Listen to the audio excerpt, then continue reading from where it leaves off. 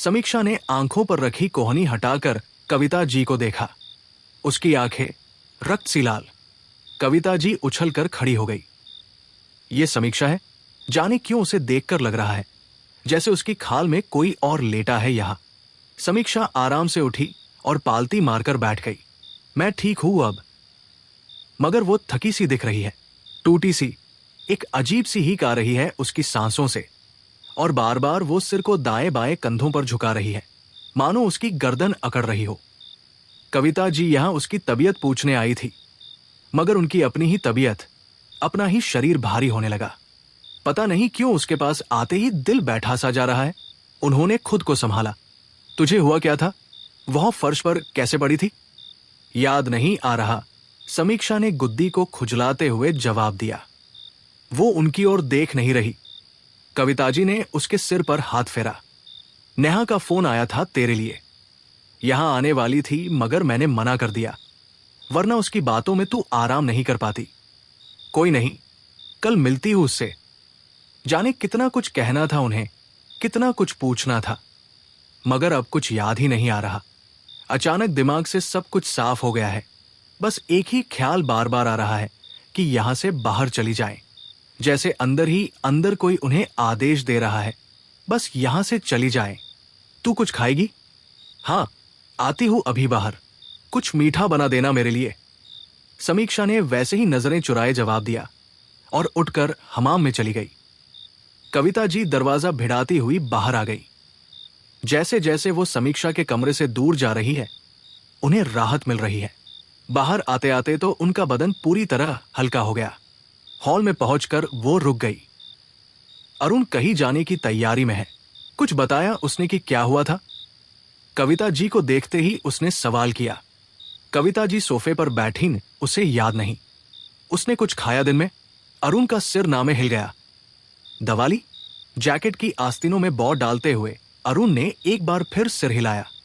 वो बस उल्टियां करने के लिए उठ रही थी। मैंने दवा देने के लिए जितनी बार भी जगाने की कोशिश की, वो मुझ पर चिल्ला गई। कविता जी ने किसी सोच में फिर एक अल्प विराम लिया।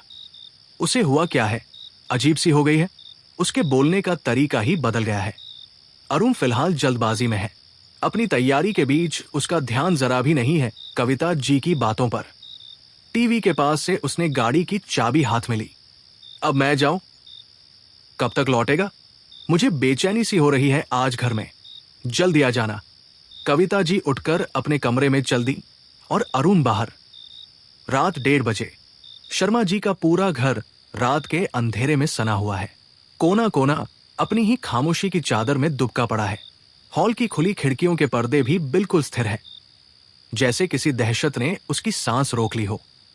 पूरे घर में कहीं कोई आहट नहीं, बस है तो एक दबी सी बड़बड़ाहट, वो भी अरुण के कमरे में।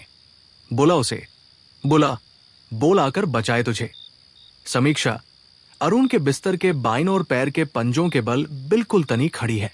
ना जाने कैसे उसने खुद को संतुलित किया हुआ है पैरों की उंगलियों के पोर पर। देखकर भ्रम सा हो जाता है कि वो फर्श पर खड़ी है या उससे लगते हुए उड़ रही है। उसकी बाहें नाइट गाउन के लंबाई के साथ बिल्कुल सीधी, चेहरा पथरीला और वैसी ही पथराई आंखें अरुण पर जमी हुई, और वो लगातार बड़बड़ाए जा रही है। उसकी गर्दन झटके से कभी अपनी हद तक पीछे लटक जाती है और कभी झटके से फिर आगे, इस तरह मानो उसकी गर्दन की हड्डी टूटी हुई हो। उसका पूरा बदन रह रहकर झटके ले रहा है। उसकी आवाज में करहा के साथ हिंदी के अलावा एक और अनजानी बोली में शब्द निकल रहे हैं, मानो वो कोई शिकायत कर रही हो। और अरुण, वो अपने बिस्तर पर चित पड़ा इस गुदगुदे गद्दे में धस सता जा रहा है। उसकी आंखों के गोले पूरी तरह फटे पड़े हैं, मानो वह फांसी पर झूल रहा हो, और उसकी पुतलियां समीक्षा पर केंद्रित है। उसके बदन की हर एक धमनी, हर एक शिरा त्वचा के ऊपर उभरती चली आ रही है। पूरे बदन में फैली उसकी नसों का जाल त्वचा के भीतर से भी साफ झलकने लगा है। उसके होंठ थर्रा रहे हैं सांस लेने के लिए, मगर वो सांस ले नहीं पा रहा, और ना ही वो समझ पा रहा है कि उसे हो क्या रहा है। ना ही वो समझ पा रहा है कि सामने खड़ी समीक्षा उसकी बहन है या कोई और। आखिर वो किसे बुलाने के लिए बोल रही है। अरुण बस ये जानता है कि उसके हर एक पोर में तीखी जलन हो रही है, जैसे उसे जिंदा ही भट्टी में डाल दिया हो। बस जानता है कि ये उसकी जिंदगी का सबसे भयानक वक्त है। बस ये जानता है कि डर से उसका दिल किसी भी पल आखिरी बार धड़क जाएगा। सांस खींचने के लिए उसके अधखुले होठों के कोने से खून की एक पतली धार बहाई। बोला उसे। समीक्षा चिल्लाई और ठीक उसी क्षण एक प्रचंड झोंका उसके सामने से आ टकराया। समीक्षा को एहसास तक ना हुआ कि वो कब अरुण के कमरे को छोड़ अपने कमरे की दीवार से आकर चिपक गई थी। अरुण के कमरे का दरवाजा एक जोरदार आवाज के साथ बंद हुआ और उसी के साथ वो उछलकर अपने बिस्तर पर बैठ गया। साय साय करते हुए उसकी सांसें खुले मुंह से बाहर छूटने लगी। पूरा बदन थरथरा रहा है। हड़बड़ाहट में उसने अपने मुंह पर हाथ फेरा। जो अभी कुछ देर पहले तक खून था, अब लार बन गया है। उसके चेहरे पर शिकन आ गई। क्या उसके मुंह से लार बह रही थी? क्या उसे वहम हुआ था? उसने अपने दोनों हाथ सामने फैलाए। वो देख सकता है कि उसके बदन की नसें उसकी गेरुए खाल में फिर से लुप्त हो रही हैं। बदन में हो रही वो जलन तो वो अब तक महसूस कर रहा है। ये वहम कैसे हो सकता है? वो सन्न है। आज उसकी सांसें भी बेतहाशा दौड़ रही हैं। धड़कनें पूरी तरह बेकाबू है और वो समझ नहीं पा रहा कि क्या वाकई कुछ देर पहले किसी आहट से उसकी आंखें खुली और उसने समीक्षा को अपने कमरे की दीवारों पर रेंगते हुए देखा था, या वो सब कोई भयानक ख्वाब था? क्या सच में समीक्षा उसकी छत से रेंगती हुई नीचे फर्श पर उतरी थी? क्या सच में वह अपने पंजों की नोक पर करीब 10 मिनट तक बिना लड़खड़ाए खड़ी रही?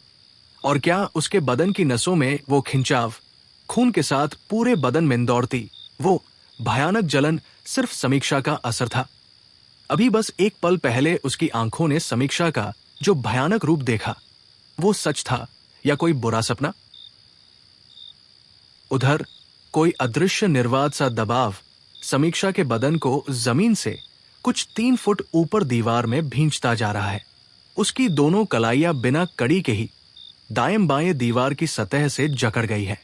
वो यहां खुद को इस अज्ञात पकड़ से छुड़ाने के लिए मचल रही थी कि सामने बंद खिड़की के कांच पर एक दरार खुद ब खुद उभर आई। वो कांच को ऊपर से तड़काती हुई नीचे उतरती आ रही है।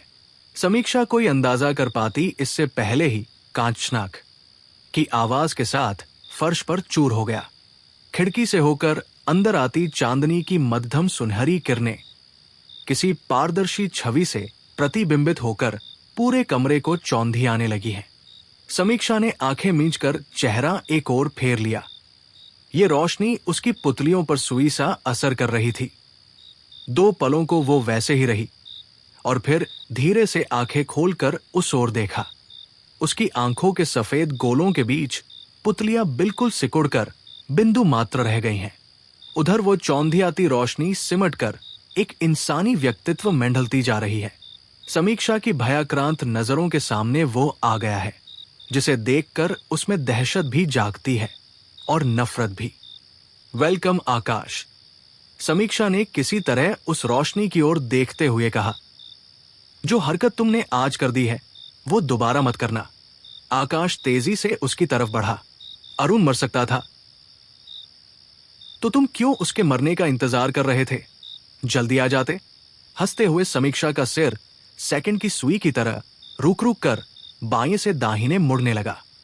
उसकी गर्दन, धड़ और सिर के बीच किसी बेल की तरह मरोड़ खाने लगी, जब तक कि उसका चेहरा धड़ से बिल्कुल उल्टा होकर छत की ओर नहीं हो गया। उसकी कलाइयां भले ही दीवार से जकड़ी है, लेकिन सिर से पैर तक अपने बदन को वो अब भी विभत्स तौर पर मरोड़ सकती है। उसके हाथ पैरों की हड्डियां एक एक जोड़ से मुड़ती जा रही हैं, मगर मकड़ी की तरह सिकुड़कर दीवार से चिपकी इस अजीबो गरीब काया की खूबसूरती का आकाश पर कोई असर नहीं है। वो उसी दीवार से कंधा टिकाए खड़ा हो गया, जहां समीक्षा खुद को छुड़ाने के लिए धीरे धीरे मचल रही है, खुद से कुछ ऊपर टंगी इस बेचैन काया को ठंडी नजरों से देखते हुए। सुधा के चलते इस जिस्म से थोड़ा लगाव मुझे भी हो गया है, तो इसके साथ जरा इज्जत से पेश आओ। 2 कदम वापस पीछे लेकर मैं तो वैसे भी आने ही वाला था तुम्हें लेने। तुमने खुद ये तकलीफ क्यों उठा ली? समीक्षा का उल्टा चेहरा धीरे से घूमकर वास्तविक मुद्रा में आया। आकाश को एक टक देख रही उसकी आंखों की पुतलियां फैलने लगी। इंतजार नहीं कर पाई तुम्हारा चेहरा देखने के लिए, जिस पर मैंने हार का थप्पड़ जड़ा है। उसने आकाश की आंखों में झांका। तुम्हारी आंखें, जिनमें हमेशा अपनी ताकतों का गुरूर दिखाई देता था, उनमें सुधा को ना बचा पाने का अफसोस कैसा दिखता है। लेकिन एक बार सोच तो लेती कि मैं इस बार तुम दोनों के बीच क्यों नहीं था। तुमने जाल बिछाया और मैं फंस गई। वो हंसने लगी। उसका पूरा बदन उसकी हंसी के साथ उछल सा रहा है और खुले मुंह से लार की धार रिसने लगी। आकाश उसके मुंह से यह सुनकर कुछ खास हैरान नहीं है। उसने जमीन पर देखते हुए उंगली से एक भौं खरोंची। यानी तुम जानती थी कि तुम्हें कोई दूसरा मौका नहीं मिलेगा। मैं सब कुछ जानती थी, सांप की तरह फुसफुसाते हुए उसने कहा। आकाश ने आंखें बारीक करते हुए एक तरफ गर्दन झुका ली। वो आगे सुनना चाहता है। ताकत हद से बढ़ जाए तो कमजोरी बन जाती है। समीक्षा की पुतलियां आकाश को ताकते हुए अजीब तौर पर घट बढ़ रही हैं। तुम्हारी सुधा की चेतना नींद में भी बखूबी काम करती है। उसे सब कुछ याद रहता था। और सबसे अच्छी बात यह है कि वो दिन रात तुम्हारे ही बारे में सोचती थी। तो मुझे कुछ खास मेहनत नहीं करनी पड़ी तुम्हारी योजनाओं के बारे में जानने के लिए। Damn it! आकाश ने आंखें बंद करते हुए चेहरा फेर लिया। उसे ध्यान रखना चाहिए था। नेगेटिव और पॉजिटिव जोन के बाशिंदे एक दूसरे की सीमा में नहीं झांक सकते, मगर किसी इंसान के दिमाग में तो झांक सकते हैं। बेशक वो उसकी योजना के हर कदम को जानती थी। फंस तो तुम गए हो आकाश। तुम उसके और मेरे बीच तब आने वाले थे जब वह मुझसे जूझ रही होती, मगर नींद के असर से उसे तो होश भी नहीं था कि उसके साथ हो क्या रहा है। समीक्षा की आंखों की अंधेरी पुतलियों ने फैलकर आंखों के गोलों को पूरी तरह काला कर दिया। गर्दन छत की ओर तानते हुए उसने एक लंबी सांस खींची। 2 महीन अंधेरी बेले अश्रु ग्रंथियों से रेंगती हुई उसके चेहरे पर फैलने लगी। उसकी गर्दन से उतरती हुई पूरे बदन पर अपना जाल फैलाने लगी, मानो सैकड़ों काले सपोले उसके बदन पर रेंग रहे हों। अब मजा आएगा। ऊपरी धर को खींचकर उसने आकाश पर झुका लिया। जब मैं तुम दोनों से खेलूंगी और तुम्हें मुझ पर वार करने से पहले भी सोचना पड़ेगा। आहिस्ता से फिर दीवार से चिपक कर अपनी पीठ इसकी सतह पर धीरे धीरे रगड़ने लगी। आकाश ने एक हाथ की उंगलियां बालों में घुमाई और एक सांसी छोड़ते हुए उसकी तरफ देखा। लेकिन तुम्हें खेलने का वक्त देगा कौन? उससे पहले तुम इस शरीर से निकालकर फेंक दी जाओगी, उसने टोका। समीक्षा की हंसी दोगुनी हो गई। अरे हां, ये तो मैंने सोचा ही नहीं। हंसते हुए उसने अपनी कलाइयों को झटका और जैसे उसकी कलाइयों को जकड़े कोई हथकड़ी चटक गई। एक लंबी सांस भरते हुए उसने आंखें बंद की और फिर आहिस्ता से खोलकर, मुझे तो तुम बाहर फेंक दोगे, लेकिन उसे यहां लाओगे कैसे? क्योंकि जो तत्व तुम्हारी आवाज को सुधा तक और सुधा को यहां तक पहुंचा सकता है, वो तो उस दुनिया में होता ही नहीं। ये कुछ अजीब कहा है उसने। हालांकि ऐसी कोई जगह नहीं जहां से वो सुधा को वापस ना ला सके। हमगर मुश्किल जरूर हो सकता है उसका लौटना। बस ये हो सकता है कि उस बीच यहां समीक्षा इस शरीर के साथ कुछ ऐसा ना कर गुजरे कि उसकी वापसी का कोई मतलब ही ना रहे। आकाश ने वापस उसकी आंखों में घुरा और बर्दाश्त करने के अंदाज में, सुधा कहाँ है?